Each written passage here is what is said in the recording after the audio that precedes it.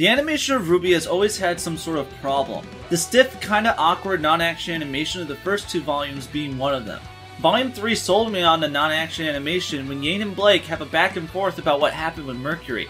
It was really good. Volume 3 did have some odd non-action animation, but it was at its lowest.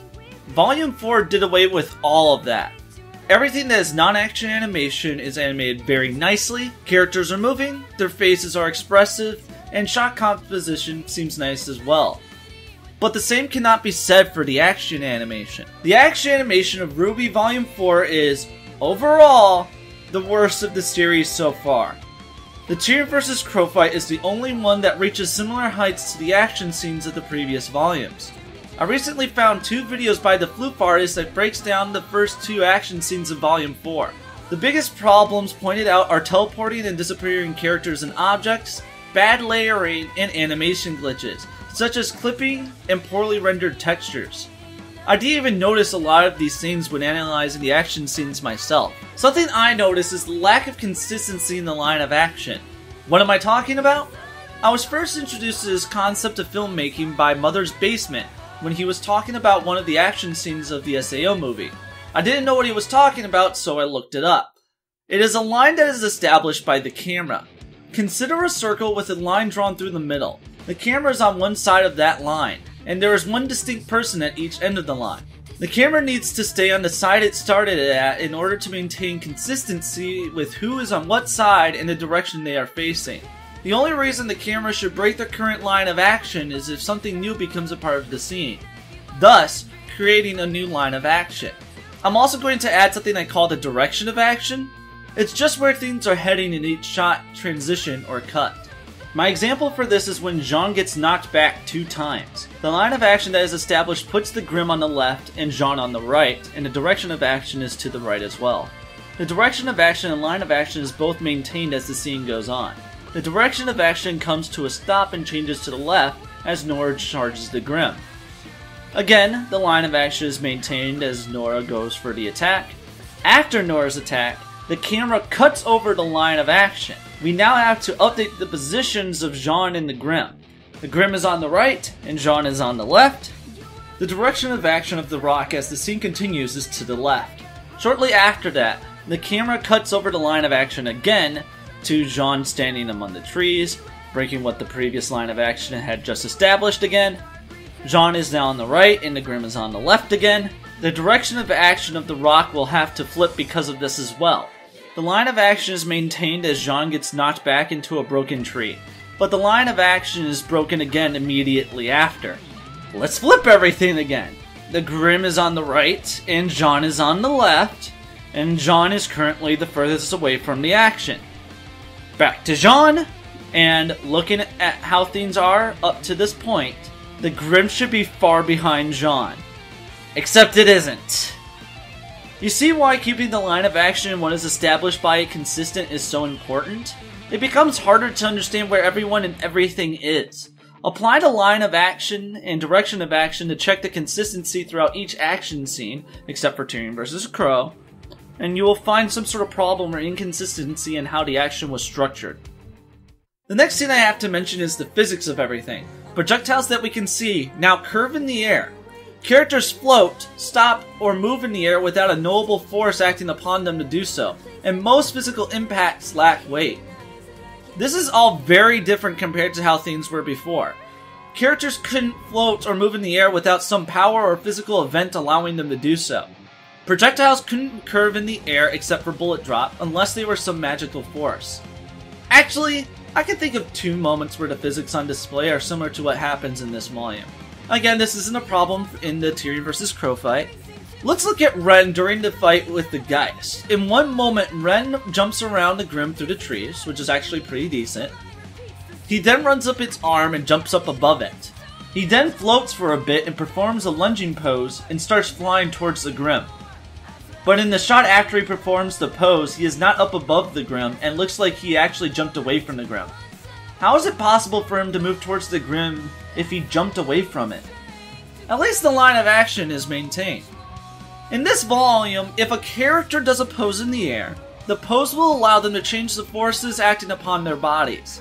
There's even a moment where Blake full-on stops in mid-air without the help of any force or pose. Environments and how they are used in these fight scenes is poor as well. Not Tyrion vs. Crow. Remember how I mentioned the 2 videos by the Floof artists in which characters teleport and disappear? Well, the environments are poorly utilized because of this. There are 2 clear examples of poor use of the environment. Let's start with Jon during the fight with the Geist when he gets knocked back a second time.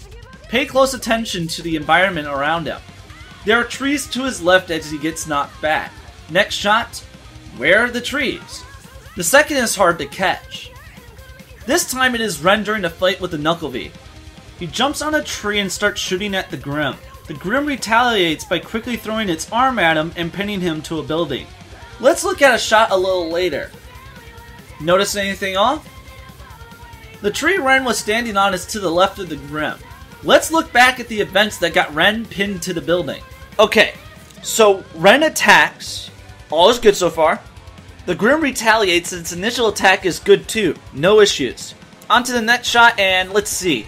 Line of action good, direction of action good, no other issue. Wait! I found the problem. Behind Ren is the tree he was just on. So, they moved Ren and the Grimm's arm by about 90 degrees to the left between shots in order to have Ren get pinned to the building. I could easily think of a way to fix this. Keep the way this goes up to the shot where the arm hits Ren.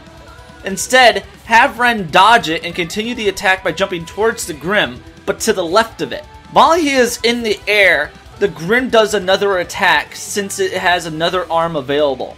Now, Ren is in the proper position for the Grimm's attack to pin him to the building. I should mention the environment for Blake and Sun versus the Sea Dragon. It actually does get used nicely in some minor moments, but there is still a problem. What are these rock formations doing here? That's a question about the geological aspect of the environment. What are these rock formations doing out in the middle of the ocean? Where are our characters? How close to land is the boat in this situation? This is just a poor establishment of the setting this battle takes place in, especially looking at how easily these formations can break apart. One bad storm and these rocks would fall into the ocean. Just to talk about the teleportation of characters and objects. It got really bad during the fight with the Knuckleby. Check this out. Nora gets tossed around and thrown by the Grimm and drops her weapon to the far left of a building in its hammer state. Later, the hammer reappears on Nora's back in its gun state.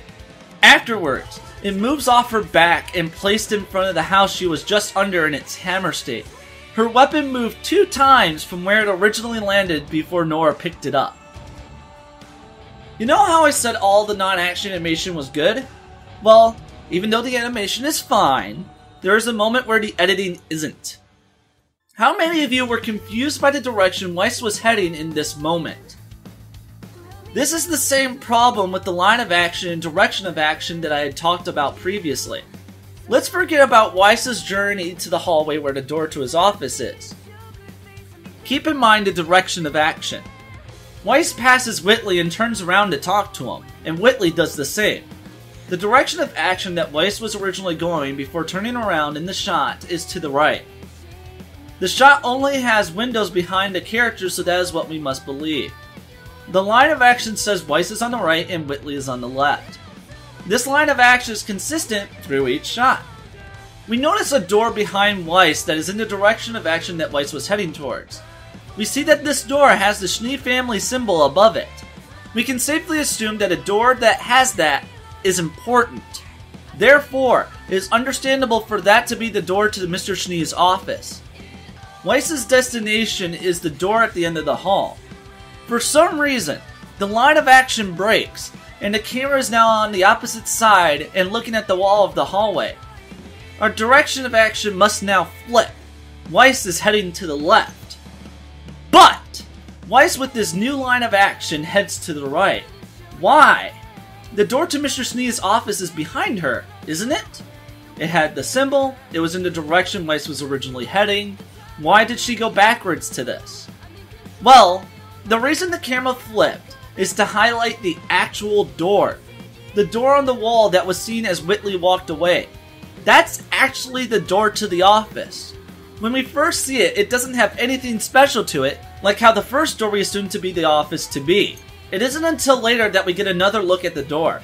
we can partially see the symbol above it as well. Is this symbol above every door in the mansion? That's a horrible design decision. So the editing makes us believe that the wrong door is where the office is, the design of the mansion enforces this belief, and the line of action established when Weiss and Whitley talk keeps the direction of action going the wrong way. It isn't until the line of action is broken and our assumptions based on editing is set in stone that the actual door is made known.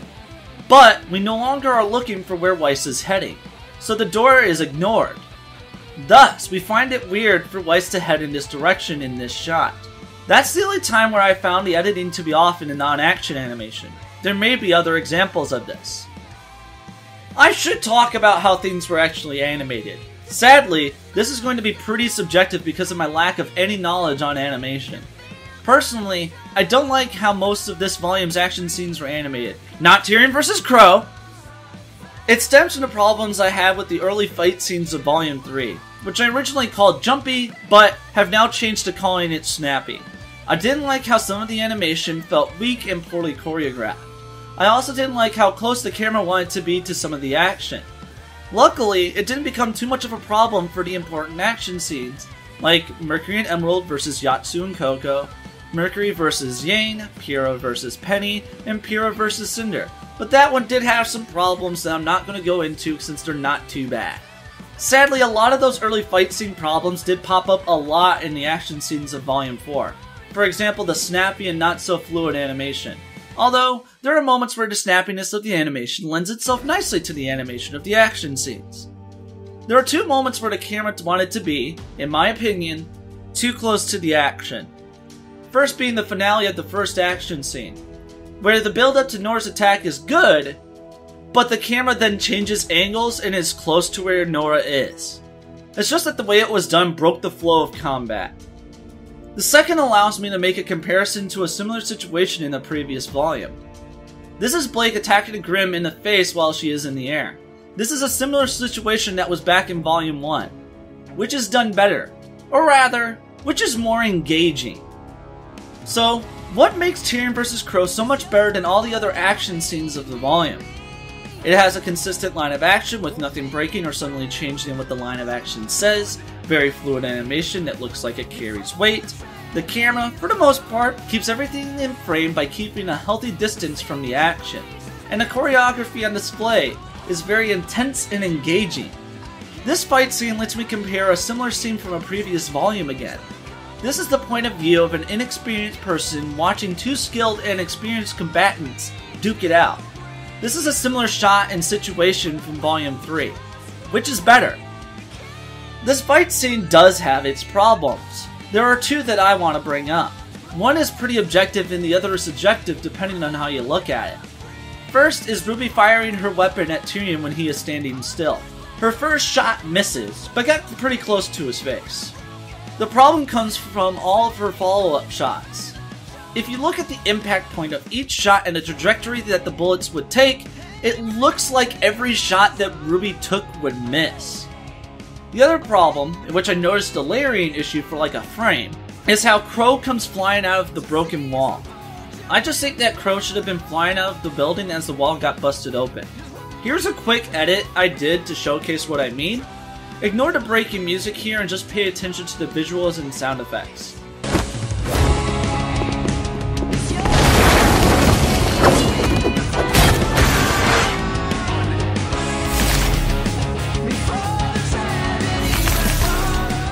If I was to describe how good each action scene was, I'd say this. Ranger vs. the Geist. Bad, with some decent elements, but an unsatisfying conclusion. Blake and Sun vs. the Sea Dragon. Awful, poorly choreographed, unsatisfying throughout with its best sequence taken from Final Fantasy VII Infant Children and Tailed Naruto vs. Sasuke. It is the worst of the series so far. Yang training with Tai. A little slow, but makes sense. Pretty good with some minor issues. Ranger vs. Tyrion. Ranges from bad up to great. Has some of the issues with physics and impacts, but at times gets them right, making for some great action. Although, I noticed that Tyrion's run cycle is so awkward that he knees himself in the face. Tyrion vs. Crow. Great! Hardly any problems that bogs it down. Ranger vs. Nanucklevy.